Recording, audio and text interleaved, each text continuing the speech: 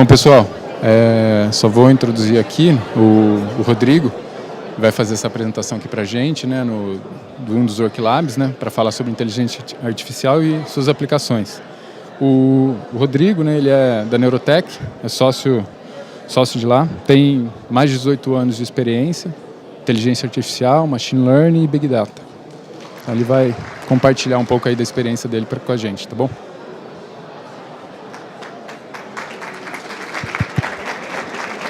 Valeu. Boa tarde, pessoal. Todos me escutam bem? Tá alto, tá baixo, tá bem? Legal. Então, a ideia hoje não é falar da Neurotech, não é tentar vender nada para vocês, é realmente entender como é que a inteligência artificial está sendo usada na prática, tanto no mercado de crédito como no mercado de varejo. Para isso, a gente tem aqui 5 grandes pilares. Primeiro, a gente vai passar um pouquinho mais do que é realmente a IA, né? Desbravar e desmembrar um pouco esse conceito. Depois a gente vai passar por alguns exemplos de IA que não tem nada a ver com o mercado de crédito e com o mercado de varejo. Como é que a IA está transformando o mundo e sendo aplicada principalmente no mercado de crédito e de cobrança. E para o final, a grande provocação é, será que vocês conseguem e será que dá para usar a IA na prática, na realidade de cada um de vocês? Então vamos lá. Raciocinar, tomar decisões, realizar tarefas, resolver problemas. Todas essas são atividades que a máquina atualmente tenta desempenhar, atividades específicas do ser humano. Tudo isso começou através de grandes empresas, IBM, Google, Microsoft, Facebook e dezenas de outras, entendendo que para determinadas atividades específicas, a máquina consegue ter uma assertividade maior do que o ser humano. A primeira pessoa a falar sobre IA no mundo foi um cara chamado Alan Turing, um matemático britânico, que tem até um livro, né? Um livro e um filme falando sobre ele, sobre a Segunda Guerra.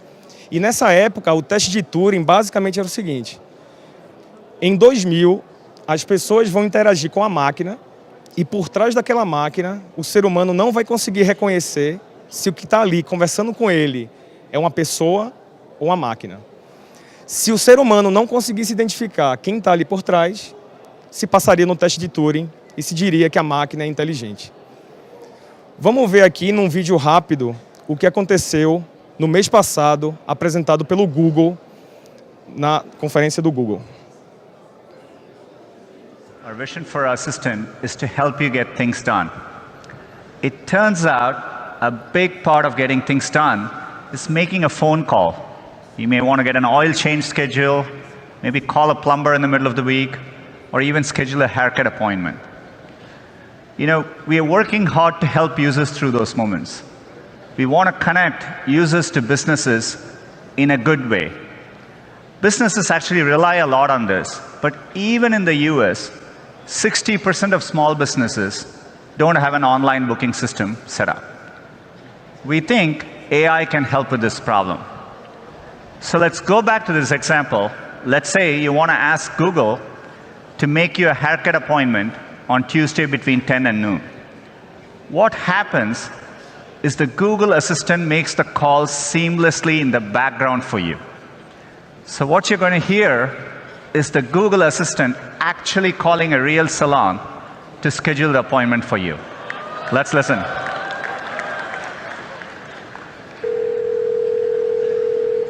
So how can I help you? Hi, I'm calling to book a women's haircut for a client. I'm looking for something on May 3rd. Sure, give me 1 second. Sure, what time are you looking for around? At 12 p.m. We do not have a 12 p.m. available. The closest we have to that is a 1:15. Do you have anything between 10 a.m. and 12 p.m.? Depending on what service she would like. What service is she looking for? Just a woman's haircut for now. Okay, we have a 10 o'clock. 10 a.m. is fine. Okay, what's her first name? The first name is Lisa. Okay, perfect. So I will see Lisa at 10 o'clock on May 3rd. Okay, great. Thanks. Great. Have a great day. Bye. Bom, o que a gente viu aqui foi a máquina interagindo com o ser humano, sem o ser humano por trás saber se era uma máquina ou se era um ser humano. É claro que a gente ainda não está preparado para ter aplicações de propósito genérico, mas para atividades específicas como essa, de se reservar um salão ou um restaurante, a gente já tem tecnologia hoje disponível para isso. A gente vai falar um pouco mais ao longo da apresentação. Agora, o que é realmente inteligência? Alguma inteligência, ela vai ser... O ser humano ela vai ter uma facilidade muito grande de trabalhar com essa inteligência. Por outro lado, a máquina vai ter dificuldade. Mas para outras atividades, a máquina ela vai ter uma capacidade muito maior do que o ser humano. Vamos dar uma olhada no novo vídeo, que é um vídeo bem complexo, que é uma criança de 1 ano de idade tentando subir na neve numa ladeira.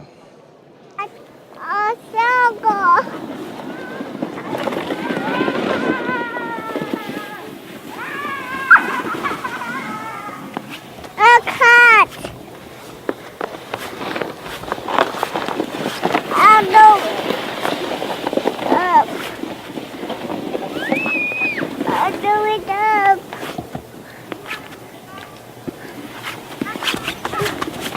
You did it!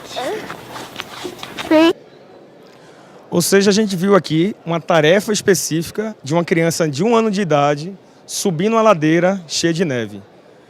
Vamos ver como é que a inteligência artificial conseguiu fazer uma tarefa semelhante. Assim.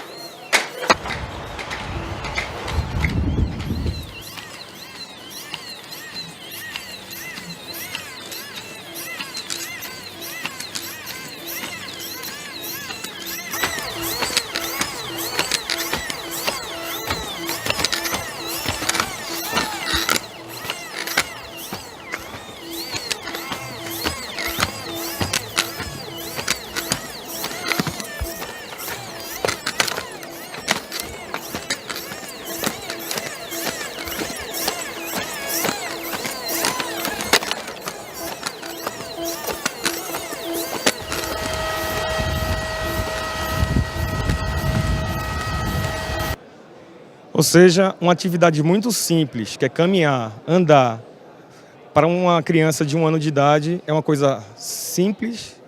Para a máquina, apesar de uma evolução muito grande, como vocês puderam ver dessa empresa, a Boston Analytics Dynamics, é uma atividade bem complexa no dia de hoje. Então a gente pode considerar que tem determinadas atividades cada vez mais que demandam raciocínio, que demandam poder de julgamento, que realmente o ser humano ele sempre vai ser necessário em detrimento à máquina. Por outro lado, tem uma série de inteligências em que você precisa fazer um alto poder de computação, de cálculo e tal, que a máquina ela vai ter um poder, né, e uma inteligência muito maior do que o ser humano.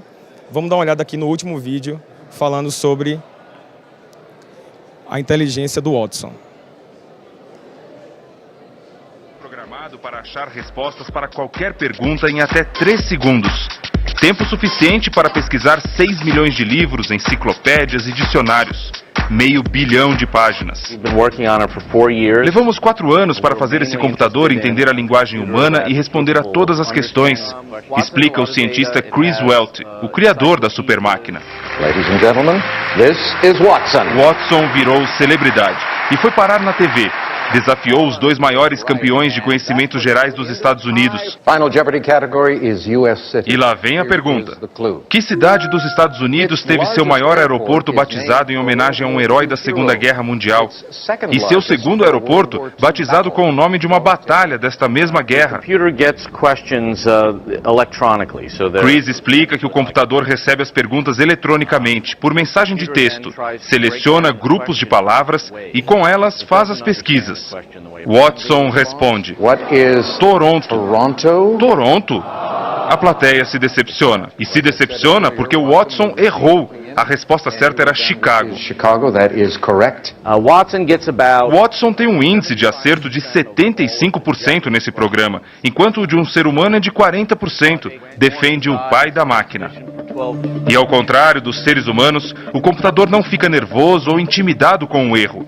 O forte de Watson é calcular a probabilidade de suas respostas estarem corretas. Por isso, quanto maior era a chance dele acertar, mais alto ele apostava.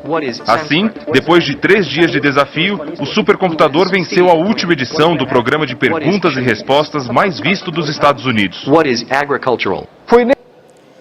Então, como a gente pode ver, para determinadas atividades em que ficar com medo, ter que tomar decisões que não são lógicas, óbvio, e ter que calcular um número ilimitado de informações, a máquina, ela vai sim substituir o ser humano, ela vai sim substituir atividades que são repetitivas. Vocês sabem o que é isso aqui, pessoal? Isso aqui é o furacão Katrina. O furacão Katrina matou, nos Estados Unidos, mais de 1.800 pessoas. Essas pessoas, elas foram mortas, sim, porque existia um grande problema estrutural nos Estados Unidos dessas casas. Mas o maior problema foi que as pessoas, mesmo tendo os dados da severidade daquele furacão, decidiram de forma não lógica permanecer em casa e ter suas vidas postas em risco. Então o que a gente está dizendo aqui é que tem uma nova gama de tecnologia que pode ajudar de forma sobrenatural, de forma decisiva, o ser humano a tomar melhores decisões e salvar vidas. A definição de inteligência artificial é essa daqui, que está no Wikipedia. Basicamente, IA é a tentativa da máquina de simular a inteligência humana, mas é importante a gente comentar de que com decisões não subjetivas. Agora eu pergunto para vocês, a inteligência artificial é robô? Se a gente for ver Hollywood, a gente vai ver que existe uma grande correlação entre esses filmes que estão aqui e a robótica. Porque a inteligência artificial, ela causa a dúvida, a curiosidade do ser humano, e baseado no comportamento do robô é que Hollywood consegue trazer isso para dentro de casa. Mas como é que esses robôs eles aprendem? Eles aprendem, gente, basicamente baseado em dados. Então, o ser humano entrega os dados para a máquina aprende em cima do que o ser humano está fornecendo para a máquina e, a partir daí, ela se torna inteligente. Baseado nesse grande volume de dados, a gente tem 4 grandes tecnologias, ou 4 grandes nomes aí que hoje se usa na literatura. Inteligência artificial, que a gente já falou um pouco mais. Machine Learning, que é a principal área da inteligência artificial para análise e previsão de dados. E tem duas outras sopa de letrinhas, que é o Big Data e o Analytics, que basicamente é como é que eu extraio informação relevante de uma montanha de dados. Ou seja, a inteligência ela vai ser cada vez maior quanto mais dados a gente tiver. É claro que nos painéis anteriores se falou muito sobre um crescimento grande desse volume de dados. E baseado nesse grande volume de dados, a gente tem tecnologias, por exemplo, como Deep Learning, que no passado ninguém escutava falar sobre ela, porque computacionalmente era impossível se calcular. O que a gente está falando hoje, que tecnologias como Deep Learning, que é uma técnica de redes neurais, ela é possível porque a capacidade de processamento da máquina ficou gigantesca, ficou muito grande. O que é Deep Learning? É uma área específica, é uma técnica específica do Machine Learning, que basicamente você apresenta os dados para essa rede, ela faz uma série de cálculos e ela apresenta a resposta. Se a resposta, por exemplo, bom e mal, está muito longe do bom e mal real, ela volta corrigindo esses erros e ela vai fazendo esse processo até o ponto em que a chance de o mal ser o mal e o bom ser o bom está muito próximo e é nesse momento que ela para. Então, Deep Learning nada mais é do que uma técnica de Machine Learning. E se você olhar no hype da Gartner, você vê que Machine Learning e Deep Learning são 2 termos usados em 2017 como hype, como estando na moda de tecnologia de inteligência artificial em geral. Agora, a IA está em todos os lugares, não somente nos robôs, como a gente viu nos vídeos anteriores. Ela está na prática quando você faz uma consulta do Google. O Google usa tecnologias de inteligência artificial para poder dar o melhor banner, o melhor retorno de respostas para vocês. Está no Netflix, quando vocês estão olhando um novo vídeo, um novo filme, uma nova série, a sugestão que está lá é uma sugestão baseada no histórico de comportamento e inteligência artificial. Na Amazon, quando a gente está comprando qualquer produto na Amazon ou em qualquer e-commerce, por trás existe uma inteligência artificial que faz a sugestão dos melhores produtos. Os assistentes pessoais, Siri, Google Now, como a gente viu anteriormente, também usam inteligência artificial. Como a gente pode ver, a IA está por toda parte, mas ela também pode ser aplicada para outras aplicações, como som para texto, né? Se falou muito aqui num painel anterior sobre traduzir voz em texto para o mercado de cobrança. Nas redes sociais, vocês viram que o Facebook, ele decide, baseado em inteligência artificial, qual é o feed, qual é a notícia que vai aparecer na sua timeline. Agora, a IA ela também pode ser usada para o mal. E aí a gente teve um caso bem emblemático, né, da Cambridge Analytica, que usou dados de inteligência artificial e dados de Facebook para influenciar eleições. Mais recentemente na eleição americana, mas existe uma grande preocupação também em eleições aqui no Brasil. A IA também está em carros autônomos, no Uber, no Google, todo mundo está usando ainda a IA. Na prática, no Brasil, você já vê um grande hype de advogados sendo substituídos por máquina. Mas não são qualquer advogado. A gente está falando de processos judiciais repetitivos, tarefas repetitivas, sendo substituídos pela máquina. Na medicina, um médico, em média, quando vai operar vocês, nós, seres humanos, eles leem, em média, de 2 a 3 artigos para identificar quais são os padrões do passado para se ter uma boa cirurgia. Na IA, a gente está falando que qualquer máquina ela pode ler todo o histórico de toda a história, de todas as cirurgias, desde da época da pedra, para poder tomar uma decisão maior na hora de operar. Na biometria facial, na biometria de voz, na biometria de digital, a IA está realmente por todas as partes no nosso bolso. Ou seja, a conclusão é que a IA está no bolso de cada um de vocês nesse momento. O que faz, como eu comentei antes, a necessidade da geração de um volume muito grande de dados e o tratamento desse volume muito grande de dados. A IA está mudando o mundo, gente. Tecnologia já é commodity. Não importa mais se você está digitalizado ou não. O que importa é como é que você trabalha com os seus dados para tomar uma melhor decisão. A comunicação com o cliente de vocês, multicanal, qual é o Facebook, Twitter, a gente está falando que a IA está presente lá para você fazer uma comunicação mais assertiva e melhor para o cliente de vocês. No resumo, é que os dados que estão hoje disponíveis podem priorizar, podem individualizar a análise de cada um dos seus clientes. E o grande desafio é como é que nós vamos nos posicionar nessa grande oportunidade para usar esses dados na prática. Não seria muito bonito se toda essa teoria que eu falei até aqui, de Netflix, de Google, de assistente, a gente conseguisse resolver os problemas reais das empresas de vocês? Como é que a gente faz para usar todo esse potencial e toda essa tecnologia para resolver os nossos problemas, o problema do mercado de crédito? Então, basicamente, o que a gente tem aqui é um estudo da McKinsey, que eu resumi um pouquinho aqui para vocês, para dizer o seguinte: qual é o impacto da IA em diversas áreas da aplicação e qual é o ganho que isso pode trazer para a realidade de todos nós. Então a gente vê, por exemplo, que no mercado de marketing de vendas é o mercado que tem o maior potencial de ser impactado em soluções de inteligência artificial. Entre 3 a 3,6 trilhões de dólares é o impacto da IA nesse mercado. Risco em geral, não somente o risco de crédito, mas a gente está falando que a oportunidade de se aplicar técnicas de inteligência artificial nesse mercado está entre 500 e 900 bilhões. No mercado financeiro, a gente está falando de uma oportunidade de 200 bilhões, estamos falando globalmente, e no varejo de 800 bilhões. Mas que aplicações são essas, né? Então, por exemplo, aquisição de cliente. Ou seja, como é que eu uso a inteligência artificial, machine learning e dados para adquirir melhores clientes. Onde é que estão os dados? Onde é que estão as oportunidades? Análise de risco.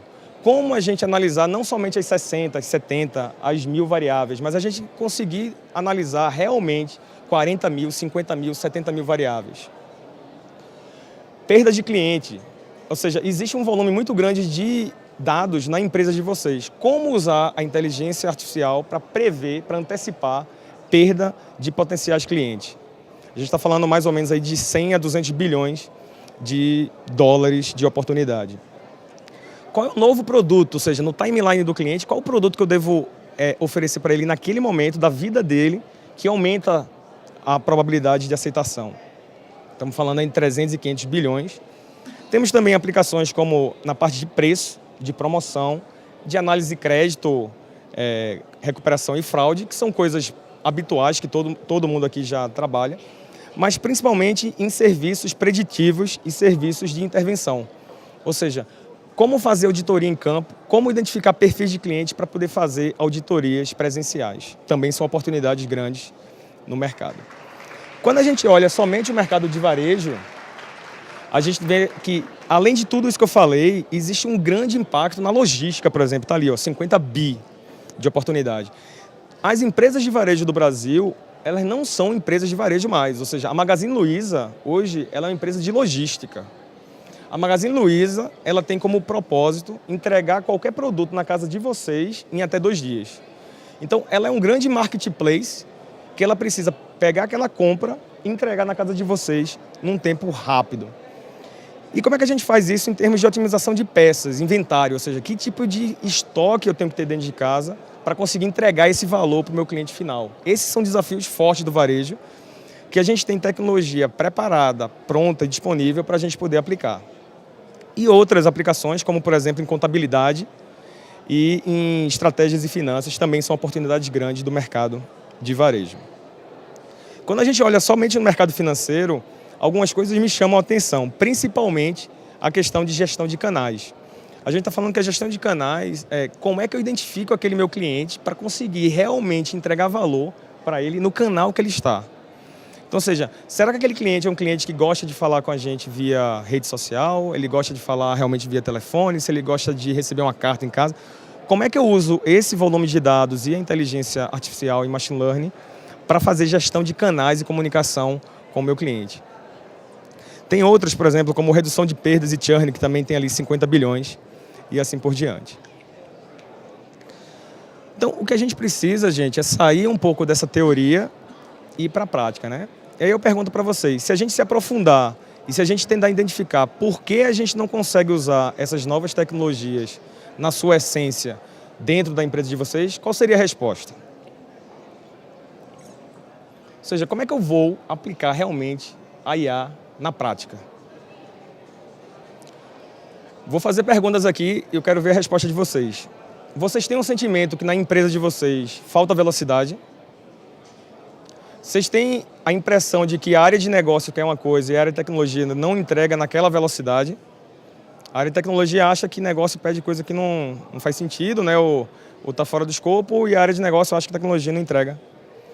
Vocês têm a impressão de que os projetos, na verdade, eles nunca terminam, no final das contas?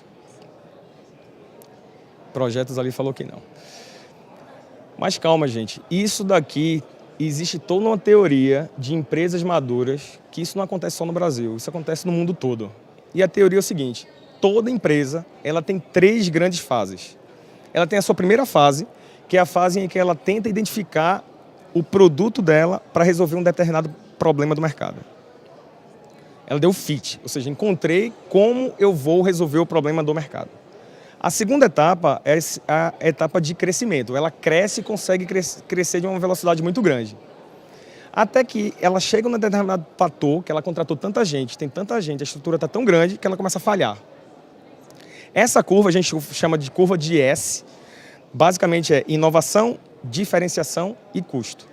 Se vocês estão sentindo que na empresa de vocês não estão tendo a velocidade ideal, é porque vocês estão na fase de custo. Vocês estão já no platô, voltando aqui para ter um problema de velocidade. O caso da IBM, por exemplo. A IBM, ao longo da sua história, ela já se mapeou em 4 grandes curvas de S. Ela começou como uma empresa de máquina de datilografia, se é que vocês lembram disso. Depois uma empresa de mainframe, passou para uma empresa de consultoria e serviço e hoje é conhecida como a empresa do Watson. Então, a gente vê que uma mesma empresa, ela conseguiu se reinventar ao longo da história, criando novas curvas de S, como a gente falou aqui. Hoje, somente 15% do faturamento da IBM é oriundo de mainframe, porque ela se reinventou. E a pergunta é o seguinte, como é que vocês aqui vão se reinventar? Como é que a gente vai conseguir realmente tirar a operação da empresa do futuro? Tá fácil, né? Então aqui, ó, coloquei para vocês todas as tecnologias disponíveis hoje no mercado de Big Data e Machine Learning. É só vocês pegarem isso daqui e aplicarem isso na prática, já que vocês não têm nada para fazer de operação, né, de problema com o cliente, nada disso. Bom, gente, e se a IA fosse realmente resolver problemas que mais doem na empresa de vocês? Se, na verdade, vocês conseguissem tirar aquelas tarefas manuais e tediosas para coisas mais produtivas. E se a gente conseguisse produzir no dobro de preço, no dobro do tempo, né? Na metade do tempo. Produzir melhor na metade do tempo, senão vai ficar estranho. Basicamente, a teoria é a seguinte, vocês não conseguem fazer isso porque na organização de vocês existem dois tipos de pessoas. A pessoa do tipo 1 e a pessoa do tipo 2. Isso não é uma teoria minha, é uma teoria mundial que a gente conheceu lá em Stanford. Tipo 1 são as pessoas que estão preparadas para entregar o valor no curto prazo. Elas precisam entregar, elas precisam atender o cliente, elas precisam se preocupar em bater a meta daquele ano. As pessoas do tipo 2 são as pessoas que ficam olhando para frente e dizendo o seguinte, pô, o que é que eu preciso fazer para criar novos crescimentos como aqueles S's que eu mostrei na IBM? O que é que vocês acham quando você junta o tipo 1 do tipo 2? O tipo 1 mata, literalmente mata, trucida o tipo 2. Porque o tipo 1 é a urgência, é o cliente, é o faturamento. O tipo 2 é a inovação, é o futuro. Como é que vai ser minha empresa no futuro? Então, o que a gente precisa fazer é identificar dentro das nossas empresas quem são o tipo 1 e quem são o tipo 2 e apartar, separar, não completamente, essas pessoas precisam se falar, se comunicar, mas elas precisam trabalhar de forma separada. E é claro, quanto mais ajuda externa vocês tiverem, mais fácil vai ser aquela tradução de todas aquelas tecnologias na prática, na realidade de vocês. Um caso bem simples na Neurotech, a gente também identificou em 2015 que a gente estava chegando no platô de crescimento, num platô de dificuldade de entrega e como é que a gente faz para poder se reinventar. E aí uma das coisas que a gente fez na Neurotech foi, a gente tem um volume de dados tão grande, de dados de redes sociais, dados georreferenciados. Como é que a gente consegue construir uma empresa do futuro que não seja a Neurotech de agora? O que a gente fez em 2015 foi uma coisa muito simples. A gente ejetou um dos sócios da Neurotech, por acaso fui eu. Eu saí da operação completamente, parei de atender cliente diretamente e fui pensar de como é que seria a Neurotech do futuro. A partir dessa premissa, a gente criou uma plataforma chamada NeuroLake, que basicamente é a junção de dados diferentes com Machine Learning, com IA, para resolver problemas reais do mercado. A gente tem aqui uma empresa que cresce a mais de 100% ao ano, essa empresa NeuroLake, porque ela se reinventou, mas daqui a 2 ou 3 anos a gente já está vendo que vai chegar o momento da gente criar uma nova disrupção. Então, o desafio que eu faço para vocês é como fazer isso na prática também nas empresas de vocês. Obrigado.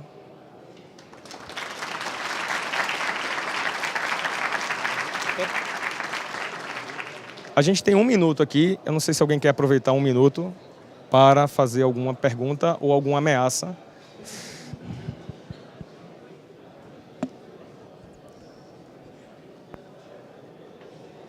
Não? Sim? Ah, André. André me salvou. Tava combinado, André?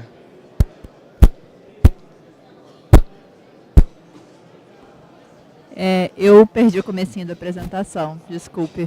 Mas eu queria saber mais sobre o NeuroLake. Você tem como falar um pouquinho? Não sei se você falou no começo. Não falei não. A ideia era fazer realmente uma apresentação mais de conteúdo e menos de venda. Mas, basicamente, o NeuroLake é a materialização de mais de 700 robôs que a gente criou ao longo, desde 2009, coletando informações, né, de diversas fontes, sejam públicas, privadas, disponíveis na internet, para dentro de um grande lago de dados, por isso que é NeuroLake, o lago de dados da Neurotech. E a partir desse lago de dados, a gente cria soluções, produtos de machine learning, de IA, a partir desses dados. Então, por exemplo, a gente tem soluções de concessão de crédito, de recuperação de cobrança, roubo e furto de automóvel. Então, a gente está usando o NeuroLake para criar aplicações infinitas. Quem tiver aqui alguma aplicação interessante, estou à disposição para falar, de como é que a gente cria machine learning as a service. Ou seja, a solução do NeuroLake ela é 100% nuvem, 100% cloud, e o cliente usa a solução através de perguntas de API. Então, por exemplo, no mercado segurador, a solução de roubo e furto, toda vez que uma seguradora precisa saber qual é o risco de roubo e de furto de um automóvel, ela manda uma pergunta para o NeuroLake, e o NeuroLake diz assim, ó, a probabilidade de Andréa, que mora naquela região, ser roubada ou furtada é de 90%. E aí a seguradora usa essa informação para precificar o seguro. A gente está fazendo isso para o mercado, como eu comentei, de crédito, o mercado de energia, o mercado de seguros, como eu também já comentei, o mercado de educação, fazendo previsão escolar, de abandono escolar. Então as aplicações são infinitas. O que a gente precisa agora é potencializar cada vez mais o uso dessa plataforma para criar soluções de machine learning como serviço. Beleza? Gente, obrigado. Estou à disposição aí depois, se quiserem falar. Valeu.